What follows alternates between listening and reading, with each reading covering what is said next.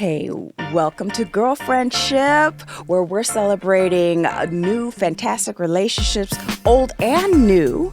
I'm LaFern Cusack. And I'm Patricia Cage. And today, guess what we're doing? We're celebrating Queen Bee and her new concert movie, Renaissance, a movie by Beyonce. Don't you just love to say that? So grab your besties, get the cocktails out, whatever you need, a glass of wine, and we're going to get into this. Mm-hmm. As you know, Renaissance was the hottest concert of the year. Fortunately, I was not there. Neither was But I. the BeyHive, along with millions of fans across the world from all walks of life. I mean, they were decked out in silver cowboy hats, right? Matching boots, bags, jewelry to support Queen Bee. And as you see, I'm supporting today because I'm wearing my crown. Yes, we all in our crown. We're feeling it. We're feeling it. Right, LaFern? Oh, yes. But this was a musical experience than just a concert. Would you say that? Oh, my gosh. I'm telling you, Beyonce went above and beyond for all of her fans, for all of the BeyHive, and what she put into the performance and the big screen, the Renaissance, a film by Beyonce. This film allows fans to relive the moment and gives the moviegoers a behind-the-scenes look, which I absolutely loved, a behind-the-scenes look of the production behind the scenes, the family life. So what did you think? Oh, what did I not think? I mean, I got to say, Beyonce broke me down from the opening number, Dangerously in Love, number 2. That is my favorite song. And I was bawling. And I said, she broke me down. I was bawling. I said, if we starting with the tears already, we got still a whole 2 hours and 30 minutes I know. to go. I was holding back my tears from the moment it started. It really hit me when they showed all the women workers behind the scenes that were building the sets and stuff, and how far we've come as women, like building these huge ass sets. I was like, what are you doing, LaFern? Why are you crying? And that was something she wanted. She wanted to show that women are strong. Yes. That I'm like, we can build a big old, that set was just like, that screen was monster. I'm like, monsters. I was like Godzilla size. Yeah. It's like, my goodness. And I mean, I think the reason why I felt like I wanted, it was so emotional for me, just right at the top, just seeing those women and knowing how far we've come, and it made an impact. It's like, oh my goodness, we can do anything. Yeah. And it really showed Beyonce's overall growth, and she's always maintained a positive image. No matter what. That woman's image has never been, no scandal, nothing tainted, but she's always just been this great woman, classy, sexy. That's how I like to go. I like to call myself classy, sexy. Now, she's the epitome of classy, sexy. She really is. Classy, and that's what sexy. I love about her. Yes. And the definition of Renaissance and how it relates to this concert movie and Beyonce, it was a whole given a rebirth. It was a rebirth of her, a rebirth of her fans, and how she encompassed everyone. And I like the idea behind that. Do you think she accomplished that? I like the idea that I felt like I went through a rebirth because, like I said, the opening number broke me down. I'm crying. And then I felt like that whole concert was just building me back up, and I was being reborn. And Beyonce gave me a rebirth. Yes, she did. Yes, she did. I'm reborn. I walked out a different woman out of there. I was brand new.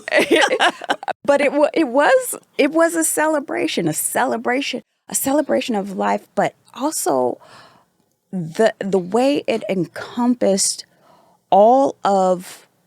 Like, I was talking to my husband when I got home, and I was trying to sort out my feelings and how it captured the feelings of the audience. Like, I literally felt how they were feeling. And I'm like, how did they do that?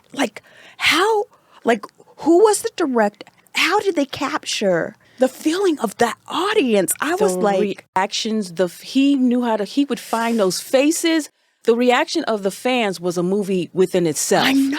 You'd see grown women. I mean, they were all, not only were they singing the lyrics so passionately, like they were acting out these words. These words were making them act out. I mean, then you saw women screaming and crying, men screaming and crying, children. I mean, no age group was untouched in this movie. None. Not and at all. They all felt this from her. But I could say one thing about Beyonce: when she looks out into those group of people, that sea of fans, you see nothing but love on her face. Love coming back to them, and they're bringing love back to her. It's a love fest. It is. And I really liked how not only were they getting the front row people on camera, they went all the way to the top deck. And there was this guy just dancing up on the last row. And it was like, yeah, I appreciate you so much. And she even made that statement. It's like, my BeyHive, this isn't an event for them. You know, this is, I'm here to give the people what they want. Give the people what they need. Because I love there was such unity, especially when they were, like they were doing an electric slide together. Yes. And I mean, I was sitting like, I wish I was there. But I felt like I was there. I did too. I was like, it just made me want to get up and start shuffling in the aisle. I was like, there was a big old space down in our theater. We could have ran down there and just all did the electric slide right there on screen if we wanted to. Why didn't we do that? Well, I saw it online. I saw that there were certain movie theaters that they were all up and jumping. Our theater. We were there early in the morning. Yeah, and then them people were just like, well, the girls in front of us, like she was like, she was jumping a little bit. But yeah, I really wish we had a real amped up crowd of people. Everyone appreciated it. It felt like they did. They applauded. I talked to this one gentleman on our way in, and I was like, enjoy the show. He goes, oh, I hope I do. And then afterwards, he was just all smiles, and I was just like, yeah, he enjoyed it too. That woman is just like, I don't know. She's a bionic woman. I mean, is she real? Because that woman was just putting it all in the fashion. I'm just like, oh my gosh. And I loved how she showed that she didn't wear the same outfit for every song at every concert. She switched it up. I love that too. And okay, so at the beginning of the film, they're talking about how there's 3 sets. So the first set she's performing on. Mm-hmm. The second set and the third set is out to whatever city that they're going to. Right. And so each of the sets, she switches the costumes for each of the sets, which is great because let's say that you're really rich or you save all your money and you go to all 3 concerts or whatever. And you just have a different experience. You do. And I don't think she put thousands of dollars into the wardrobe. I think she put millions because even her backup dancers had this different outfits pertaining to what she was wearing. And I'm like, everybody got a new outfit. You get a new outfit. You get a new outfit. You get a new outfit in this town. I was sitting there like, everybody's got a new outfit for every change of clothes she has. Yes. I'm like, I said, that's not thousands. I said, she put millions into that. I loved it. And I loved they went to the background of the costumes and how her mom and her uncle she was a seamstress and he was into sewing too, and they learned from her mother, her grandmother, and I just thought, I mean, that was just a really touching moment, her talking about her Uncle Johnny and that she got into that dress. I was like, what's that? That was the original dress. I was like, wait, she got into that dress? I know. How old was she when she got it? Like 16? She looked like she was a teenager in that dress and still could slip right into it. Lord Jesus, I got to go out and do some Pilates or something. I was like, beautiful. There's no way I could fit into a dress that is when I was 16 years old, right? But like, what were some of your favorite outfits? Some of the wardrobes that she sported on that stage? I had several. Oh yeah, I mean, I loved all of them. First of all, it's Beyonce. Everything looked good on her. But for some reason, I was focused on the editing going from so in the show, the editing was like red outfit, next silver outfit, but it's the same song going along. And I'm thinking, and it's the same dress. It just has a different, Who's the editor? But it was seamless. Yes. And So I was concentrating on that. I mean, I loved all of them. And I tried to imagine myself at home. I'm going to just tell you, I mean, that beautiful black gown she sang in the opening number, Dangerously in Love, number 2. Yes. And then I loved, I don't know what she was wearing for Cuff It Up, but I just loved the moment where she said the line, "Can I sit on top of you?" And then 2 of her male dancers turned into a couch. Love sat on that. I mean, the crowd went crazy for that. I thought that was so cool. I went crazy And then, for but it. what I really liked was when she sang "Break My Soul" and she said, "I'm going to release the wiggle," and she shakes her butt to the audience. And I'm like, if I had a butt like that, Beyonce, I'd shake my butt too. I was like, release that wiggle, girl. I was liking it. But Yes. I got to say, one thing I did love I loved when she sang "Crazy in Love" and she wore them bejeweled, sparkled Daisy Duke shorts. I was like, I want those shorts. I know. I want those shorts. And then I was like, can I? Of course I can. But the thing that really made me go, okay, was the moment she was like, hey, okay, I want a camera lens that's able to pick up the whole stage, and you hear the guy go, oh, well, we have this and this and this. And she goes, well, actually, she was like, there is a camera lens for that. And she knew exactly the name of the camera lens, how it was. Bill, my husband, was talking about how she was like, never ask, like a lawyer, never ask a question that you don't know the answer to. Mm-hmm. And she knew the answer. Yeah. And if you're telling her she can't do it, yeah. She a Virgo. Yeah. She ain't gonna say she's not gonna say hey no. That was the one thing about her. Even though she's a success as an artist, actress, a business owner, I mean, she says she still has to deal with the challenges of being a black woman and in the industry. And those were the prime examples. And I was so glad they got all those moments on camera of the pushback these men were giving her for a concert she's been trying to create for 4 years. But that was my thing. And then she had to be one step ahead of them. She had to do her research and do her homework. And that was and they just look like idiots. Did you say they did? You see that they didn't even say anything after they knew they were wrong? They didn't say they were sorry or nothing. They were just like, okay. And then she was like, I'm tired of repeating myself. And I was like, yes. But do you notice, like, when you're not in your power and you're like, oh, well, maybe we could have a different camera lens to get the whole, like you're trying to pacify who you're speaking to. I mean, I find that sometimes I do that. Just, I don't want to make someone else mad or whatever. I need to get over that shit right now because I'm like, she knows what she wants. This is what I want. Make it happen. I know that was a great moment because this was inspiring for women to know that they can speak up and take ownership of what they want and that they have a vision. Mm-hmm. And if you can't help me make that vision happen, I'll find somebody else. Yes. I was just like, this is just too much. But the one time that I couldn't hold back my tears was when 11-year-old Blue Ivy came out, and my son's 11 too, and I was like, oh, dang, we were pregnant at the same time. I had no clue that we were, like you're in your own world. But I just started bawling. I was just like, I couldn't believe she was 11. She looks like she's 15, 16. She's so tall and she's just, the way she carries herself is very mature. She's very outspoken. Those moments where during those meetings when they were like, saying Mom, what songs that they were going to take out. And she's like, no, Mom, no, you can't. And she goes, Blue, you can't interrupt people while they're talking.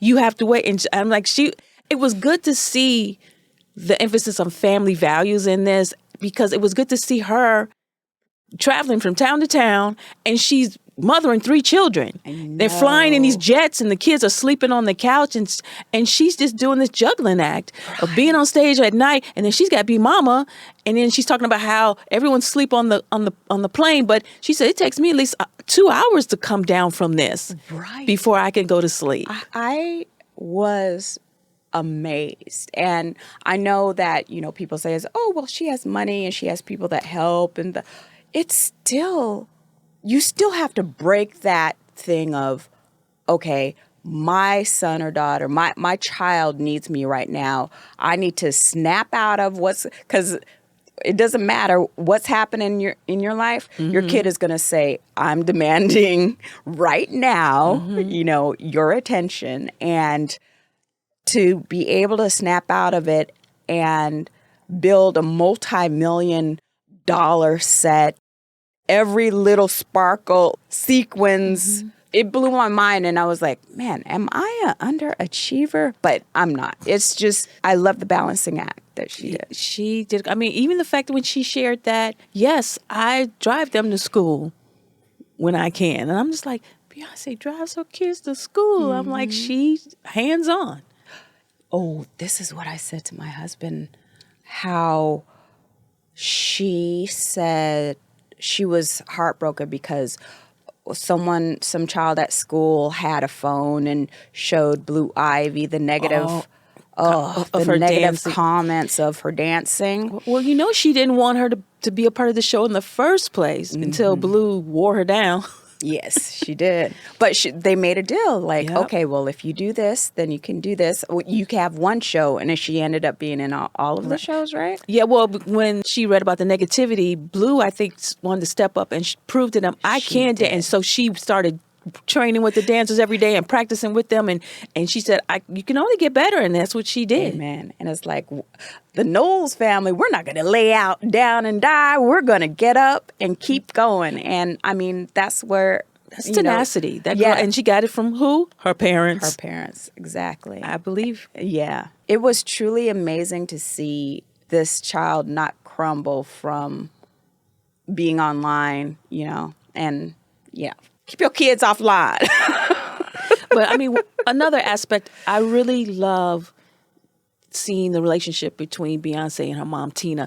They've always had that strong bond. And you could just tell it's even stronger as she's sitting there watching her daughter, now a mother, and she's a grandmother, and I'm just like, you could just see, she's just so proud. You could just see it when she looks at her. Tina just looks at her. She's just so proud. Yes. And Beyonce's like a mini version of Tina. They look so much alike. I know. As Beyonce is getting older, she looks more and more like Tina. I said, I see that they're both beautiful women. Her sisters, oh my gosh, that took me away. Like their love and commitment towards each other. Yeah. I mean, you just felt all the love everywhere from her family to everyone. Like, I mean, even the people who are in her band, from her band to her dancers, they're considered family. Because remember, the woman who played the trumpet has been a long time,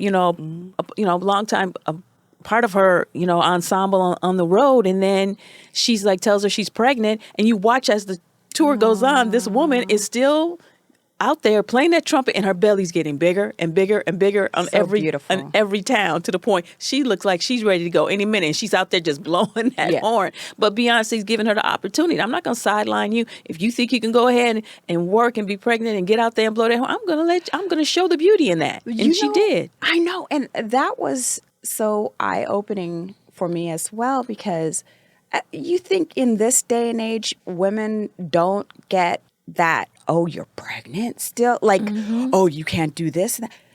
Listen, when I was pregnant with my son, you don't know how much negativity and it was a horrible work experience. And my boss at the time too, she was horrible. She's like, don't tell anyone. And then it made it look like I was hiding it when I was like, I'm happy with my baby. Like, it was horrible, a horrible experience. But you know what? Every time at lunch, it was like my time with my baby, and I would walk down the street and I'd just talk to him, and then I'd feel him, and it was the most joyous time for me once I got out of that work environment. But it's still happening. Mm-hmm. It is still happening, which angers me so much. Angers me. Not in Beyonce's world, because I love that night where she actually had her belly out that night. Oh, yes. And she's playing that trumpet. I said, that was so cute. I loved it. But, I mean, another key point that I liked was when she reunited with the Destiny's Child girls. They all the original members, they all showed up in support when was it when she came to Houston, when she went back home? Was that the town where they all met up? I believe so. I don't remember what city it was, but it was just so great to see them all together. I said, "Oh my God, it's Latavia!" She was like, "I'm here in Houston." She's like, she's eating all this food. She goes, "I need to get out of here." It was hilarious because that food looks so good. It looks so good. I was like, I didn't know Houston gets down like that. Oh yeah, especially with fried chicken. Come on, fried chicken. But did you notice though that this movie was just a real love fest for women and men and children and, all walks of life. But then there was one person who was kind of in the background, didn't want to, stand out too much, was Jay-Z. I love that one moment he had when he was pumping up Ivy after her performance, and he was saying, and your mother was watching. You should have seen her face, If you could only see her. But he's trying to describe how proud Beyonce, because her mouth was so that was a cute moment. But Jay-Z was very low key. You may see a glimpse of him sitting there with the kids, but he wouldn't say nothing. He was just sitting there being supportive, letting her be a boss. Yes, yeah, and I think that was on purpose. This one really famous person came in with his wife to do a podcast, and she was flourishing and she beautiful and sparkling and great. I said to him, "Do you want to come in for a picture?" And he goes, No, this is about her. And I was like, I get it. It was about her, There's a time for that in a relationship, the give and take of a relationship. Yeah. I love that whole Houston thing. I love seeing where she grew up. You can see the happiness in her face. The memories are coming back. And I love that they had home video of that time, her childhood and, seeing her dad and mom, and them running around the house. It was just a glimpse, just a little glimpse of what she was doing and what she was like as a child. And she goes, "And this is my childhood home." Yeah. And I was like, y'all didn't keep the childhood home? I know. I was like, they should put a sign outside. This is where Beyonce right. was tear down. Born and raised. No, and that brought back memories for me growing up.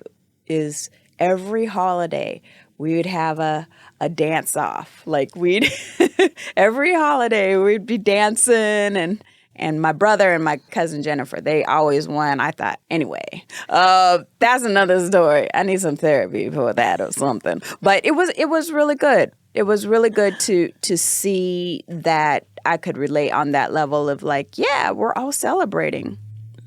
I just love so many elements about just the fact that she, being a very private person, finally opened the door and said, "Come into my world." And I thought this was just the best opportunity that she could have done it. And if you haven't seen it, please, look how fierce this poster is. Go see Renaissance. Go see it, because I don't know if it racked up as as much as they had expected. I know, according to NPR, that the movie made maybe $27 million that first weekend. I felt like there was a lack of promotion. I remember, that there was, constant promotion. Taylor Swift. Every time you turned on the TV, there was a commercial, but I didn't feel like there was enough commercial, representation for Renaissance. And I was just like, why is that? I just felt like it could have been more. So what did you take away from this film? I loved the energy behind it. I loved how she encompassed everyone in it. I love that it was like a documentary and not a straight up concert film. Yes. Oh my gosh. It made me so happy. I loved that she had the crew as part of the set moving in and out. I love everything was pristine. pristine and that they had their own wardrobe. Yes. You know, she says, I was like, who creates wardrobe for the crew, for the camera people that are shooting? And only Beyonce would think of that. No, but it's true. They are a part of it. And if we are thinking really collectively as, you know, she was saying, you know, that we're all coming together and having this experience together, it makes sense. Yeah. And why would we ignore something that is right in front of us? Yeah. And I loved how she merged people from different backgrounds, especially when she included voguing and that whole thing, and bringing out these great dancers who could vogue. That one guy, I'm sitting there like, he bounced on his knees. I'm like, I wish I could do that. I don't think my knees would say, don't even try it. I fell in love with him. I forgot his name. Great. But his story about how he wasn't being accepted in society and how he was voguing one day and someone came up and told him how beautiful he was. And it got me. It got me. Like, and then it cuts back to him on stage. I don't know how he does that. Like, how do you fall back on your knees like that and not hurt your... It's called youth. Oh, right. The youth. It's called youth. It's called youth. That mute challenge. That was awesome. Yeah, that was. Everybody did it. Yep. She did it twice, right? In the movie. Yeah, she did it twice. And they did it. Everybody was like... Yep. Could drop a needle and you could hear it. I was like, what? I was like, man, I said, them people, I'm like, now that's love. That's devotion.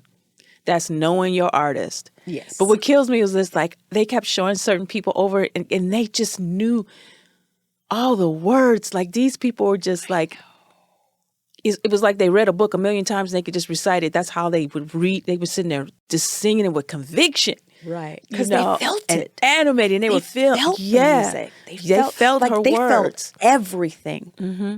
And again, I felt everything just looking at it, the way it was filmed. And oh my goodness, they did an excellent job. The one thing I can say is that no show is perfect. And she did have some shows where, like one when the power went out, and she didn't miss a beat. Nope. She didn't yell at anybody. There was no anger. They all powwowed underneath the stage and said, okay, we got it back on. We'll come up at this point in this song and never miss a beat. And she was like, okay, you know. And boom. Ooh, coming up. Everybody jumped into formation, knew what to do. But the cue was technical difficulties. Yeah, like it was already incorporated into the show. And I was like, and they didn't know any different. No. I was just like, I said, now that's perfection. That's her being a perfect. And she handled it classy. And there was no yelling, no screaming. Everybody just was like, they just knew. They were just in that zone. But isn't that that's how life is. And that's what makes, I feel like, the theater so great, is that anything can happen. Anything. At any moment. But how are you going to react to it? Yeah. How flip the script so it is to your advantage? Yep. She felt, she heard it, she knew. She walked right off the stage and they were scrambling, boom, boom, boom. And then they just like kept listening to the music where it was. I'm like, okay. And she just said, we're going to start from boom, boom, boom, boom, boom, boom. And they were like, yep, okay, tell the dancers, everybody, get in formation. Boom. Yes. So show back on. And you know what else? Okay, so you asked me about an outfit, right? Mm-hmm. And this outfit is sticking in my mind. When she came out on the stage and Diana Ross was there. Oh, yeah. And she was wearing the gold bodysuit with the hands across the hands. I was like, that. Oh, Lord Jesus, the hands are on. I love that. Lord Jesus, the hands. Look at where the arms are. She had so many versions of it. She had a black version of it and a red version of it. I'm sitting like, I don't know which one version I like. I like them all. But it was a great illusion. She pulled a dolly out, because if she was lying down and then the illusion of the arm going across her chest and then her arm coming out. Yeah. It was beautiful. I loved it. I'm just like, it only comes from the mind of Beyonce. Yeah. But I'm like, did you look at the credits? almost every division on the credits she was a part of. The only time she wasn't a part of was the choreography in which Fatima Robinson was. I said, but I understand. She can't do everything. She can't sit there and choreograph, certain songs. She just can't do it all. But I was sitting there like, that was the only thing where her name went on top of. Because I was looking, I was like, yep, she was in charge of technical. Yep, she was in charge of the production. Yep, she was in charge of lighting. I'm like, for her to sit there and say that it took her the whole concert for her to really get that lighting where she wanted. Like, she sat there and she knew what she was talking about. She goes, no, put it right here on the... Each time. I want the fan to blow up behind me so my hair is going, and I want this light to come in this way, and I want that light to hit that person right there. I loved it. And like every city, she was like, and it changes every city. I get it just right every time. I was just like, wow. That's the thing is like the lighting had such a wonderful element and can also produce, feelings of different feelings of greatness, of sadness. Like, the light design was on point. Everything was on point. Everything was. I mean, I love that whole chrome outfit where she was like a robot and all in chrome, and they kept hitting a button and it would just come off. Ooh, and then she came out, and I was just like, oh, wow, AI version of Beyonce. And then I love when the bees swarm. I'm like, yeah. Why do you think that there wasn't a lot of promotion behind it? Because it's Beyonce? Like, it's like, well, maybe we don't need a lot of promotion as Beyonce. I don't know. I don't know, because it's the first time where she's actually showing her world. She's opening the doors to her world. It just wasn't a concert film. It was a film about her showing her life, her feelings, her family. She was finally saying, oh, so you really want to know the real me and an extension of my life? Okay, I'm going to open up the doors this one time for this project. I said, but how do you feel about now that it's starting to become a trend? There are other singers out there that are planning a concert film. Case in point, Jennifer Lopez is planning one. So I'm like, what is going to be her take on the concert film? Yes. Is she going to do more like what Beyonce did, or is she going to do straight up just full-on concert like Taylor Swift? I'm just like, how is she going to switch it up? I know she won't do exactly like either one, but she's going to do something to make it her own. But I'm just curious. I'm like, what other groups would you like to see do a concert film? I'm like, what other artists? Like, it's people that could really put on a show. I mean, we haven't really... People have forgotten that there was a documentary concert film way back in the day called Truth or Dare that Madonna did. Okay. So we don't need Madonna to do one. Unless you want to do one now, Madonna, and just say, this is me. How I am now, and do flashbacks from Truth or Dare, or try to do Truth or Dare, 2024. Right. Because she does have a concert, but goodness. like kind of put a little twist or a spin of a concert film. But, Madonna did it, was she the first? I'm like, one of a few, that did it, Prince did it. But, she was like, in terms of the woman, of a woman, she like opened the door. She was showing everything. But they're also incorporating their children. I didn't go to the concert that was just here with Mariah Carey. I don't know if she incorporated her kids in it. Did you go? No, but I remember last year's Christmas concert, they were both in the show. They're so beautiful. And I bet she probably... They are so They're adorable. Beautiful. Both Monroe and Moroccan are beautiful, beautiful children. I think our executive producer, Erica, I think she went to the Hollywood Bowl and saw it. Oh, really? Yeah, okay. I do. And was Nick Cannon there too? Who knows? I mean, they're on good terms. I think Nick is on good terms with all his baby mamas. But Mariah's the first. She gave his first two children, so he got to give her mad respect and show up. Come on. Yeah, those babies are beautiful. They're darlings. Did you see her on the Hollywood Walk of Fame where she was getting her star, and she was posing like this, and one of her kids came up and was doing something. She didn't even move. She's just like, she didn't even move. I was like, look at that. See, I would have been a hot mess. I'm like, oh, where's my baby? Oh, what do you do? Oh, I gotta, Oh, it's so cute. And she was just nice and composed. But that's what I liked about Beyonce when she would give the kids the camera and they're trying to film her and say, Mommy. And she's like, baby, hold the camera this way. if she's going to go ahead and let them record her, she's like, at least hold the camera this way, baby. Right. But I loved how she, I like, Rumi was so cute. Sir, he was a little low key. You didn't see him that much, but Rumi was very vocal. I said, okay, she gonna be a little superstar. I know. She's gonna be a star. It's just wonderful. Yeah, the children are adorable. Because I mean, she had a boy, girl, and twin. I'm like, and I'm a twin to a boy too. Aww. So that's why I said that's why I really love Beyonce, because she got twins, boy and girl. So I was like, yeah. I know. I was praying for twins too. It's just wonderful. Yeah, the children are adorable. Because I mean, she had a boy, girl, and twin. I'm like, and I'm a twin to a boy too. Aww. So that's why I said that's why I really love Beyonce, because she got twins, boy and girl. So I was like, yeah. I know. I was praying for twins too. Me and Bill were praying for twins. Aww. And I fainted, ended up in the hospital. I was like, well, we're just having one baby. Just one.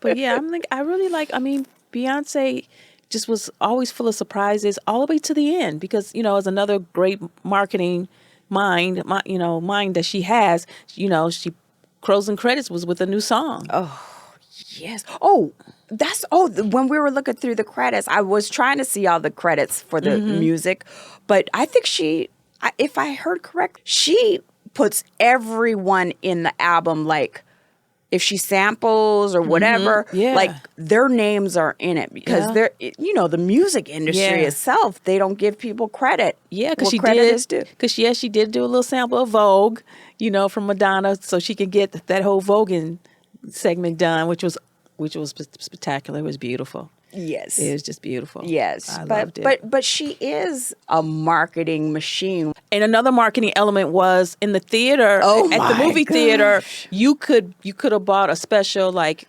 Beyonce cup for your soda and popcorn. They were selling merch. You could have bought T-shirts, everything. I said, Taylor Swift didn't do that. Right. But you know what? I don't think the theater was prepared for us.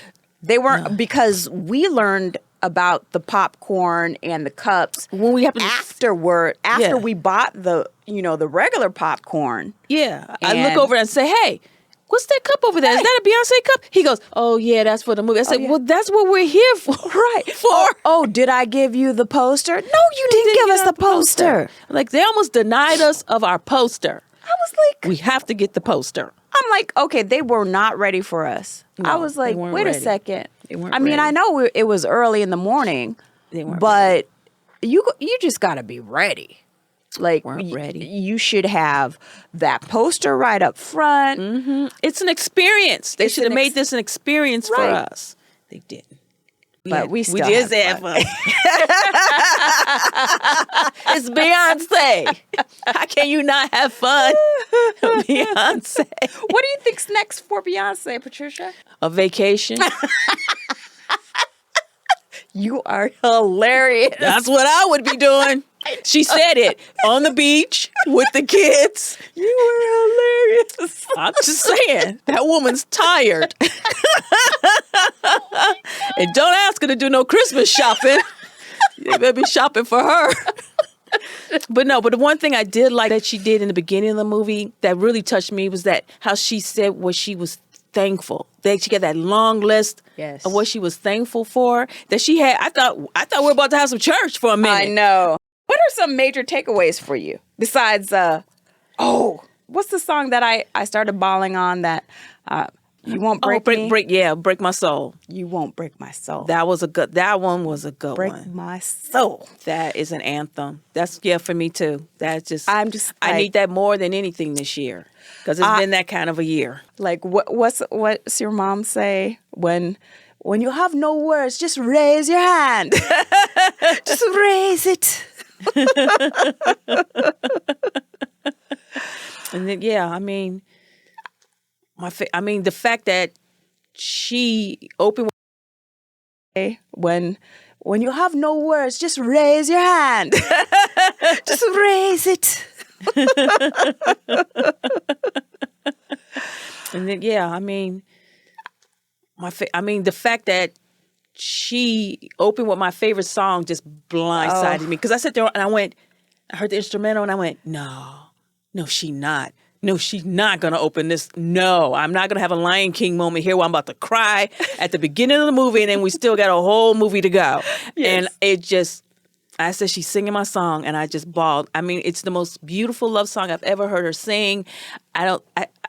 Nothing tops it. I just love that song. I love that song. I loved it too. And it breaks me every time she sings it. But to hear her just come up out of the floor in that beautiful black gown, and she slayed all them. She could have just went blue and everybody would have fell down. She just would have went, everybody would have fell down. That's how powerful that woman is to me. But you are just as powerful, Patricia. I just need to tell you that. You are. I'm strong. I know I'm strong, but sometimes, like she said, like Beyonce said, I get tired. I get tired. And yes, as a Black woman, I get tired too. Yes. I knew exactly what she was talking about. Yeah.